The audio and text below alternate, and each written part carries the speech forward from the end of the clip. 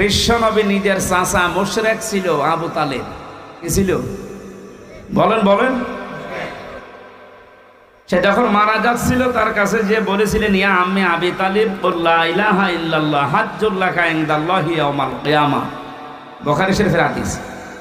এ চাচা আপনার জলে বলা লাগবে না, আপনার কানের কাছে শুধু মুখ নিয়ে বলেন যে লা ইলাহা ইল্লাল্লাহ মুহাম্মাদুর রাসূলুল্লাহ বলার দরকার নেই, কারণ ওইটার সাক্ষী তো আমি হয়েছি।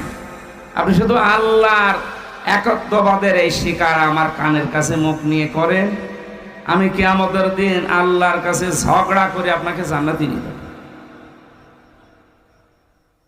পাশে দাঁড়িয়েছিল আবু জেহেল আর আবু সুফিয়ান। ডাক দিয়ে বলে, নেতা পড়বা?